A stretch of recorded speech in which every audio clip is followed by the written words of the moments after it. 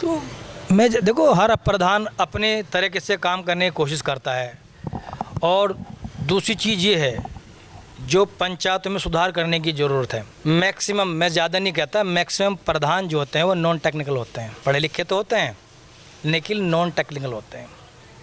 हमारी एक सिस्टम चला रहा सदियों से। साहब सचिव ने कह दिया कि ईंट के पैसे जुड़ेंगे, मट्टी के पैसे जुड़ेंगे, रेत के पैसे जुड़ेंगे, सीमेंट के बोरे के पैसे जुड़ेंगे, लेबर के पैसे जुड़ेंगे। ये प्रथा पुरानी हो चुकी है। हम 21वीं सदी में जी रहे हैं। हमें DSR के मुताबिक जो सेंट्रल गवर्नमेंट ने और स्टेट गवर्नमेंट ने जो इतने बड़े बड़े किताबें बनाई हैं, शेड्यूल बनाए हैं, उनके अनुसार हमें काम करना चाहिए। हमें मैनेजमेंट को, प्रधानों को बताना चाहिए कि क्यूबिक मीटर में काम होता है, रनिंग मीटर में काम होता है, स्क्वायर मीटर में काम होता है, और इनका शेड्यूल के हिसाब से इनका रेट निर्धारित होना चाहिए कि इतने रुपए मीटर ये काम है, ताकि ग्राम प्रधान भी इस पर संज्ञान ले सके कि मेरा काम 2 रुपये में हो रहा है या 100 रुपये में हो रहा है। अच्छा प्रधान जी, इसी पे एक मेरे अंदर एक बात आ रही है, सवाल आ रहा है।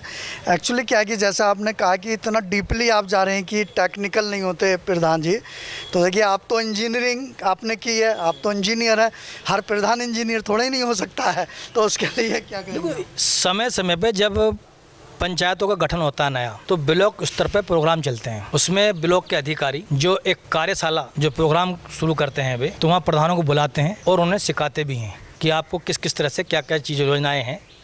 जैसे ही मंत्रिमंडल का विस्तार होता है वो इसके बारे में बताया जाता है। सिंचाई विभाग भी इसमें है, शिक्षा विभाग भी इसमें है, स्वास्थ्य विभाग भी इसमें है, विकास भी नियोजन भी इसमें है। सारे विभाग भी पंचायतों के अंदर हैं, जिसमें पंचायतों के मेंबर बनते हैं। लेकिन ये सिर्फ मेंबर चुनाव लड़ने के लिए होते हैं। चुनाव लड़ने के बाद ये मेंबर गायब हो जाते हैं, ये अपने अधिकार भूल जाते हैं। सही मायने में अगर ये प्रधान की कोर कमेटी है, अगर कोर कमेटी ही प्रधान पंचायत में इकट्ठी हो जाए और किसी आला अधिकारी के पास पहुंच जाए तो अपना काम कराने का काम करेगी। अच्छा प्रधान जी, इसमें एक चीज़ हो रहा है, जैसे कि लोगों का कहना भी है और सोचना भी है कि जैसे शहर को एक डेवलप माना जाता है कि वो डेवलप है, और गाँवों को जो है वो अति पिछड़े में कि वहाँ पे कम डेवलपमेंट है, या तो वो एक अंतर क्यों देखा जाता है, जिससे कि शहर की इनकम, सबसे ज़्यादा इनकम शहर की गाँव से ही होती है। तो इस पे आपकी क्या राय है? आपने बहुत अच्छा सवाल पूछा, मैं इस पे भी थोड़ा सा रोशनी डालना चाहूँगा। जो शहर को जो हम चमक धमक से देखते हैं, शहर में इंडिविजुअल इनकम होती है, वो होती है हाउस टैक्स। हाउस टैक्स शहर में लगता है, जो नगर निगम का पैसा जाता है। गांव में कोई टैक्स नहीं होता। पिछली बार उत्तर प्रदेश सरकार ने एक प्रोग्राम चलाया था, उस पर विचार भी किया था कि गांवों में भी हाउस टैक्स लगाया जाए पंचायत के माध्यम से।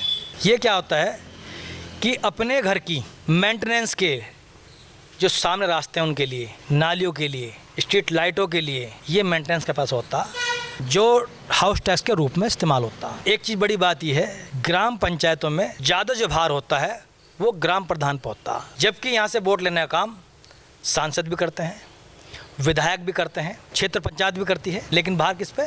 ग्राम पंचायत में। क्यों? ये प्रधान को ये लोग काम नहीं करते।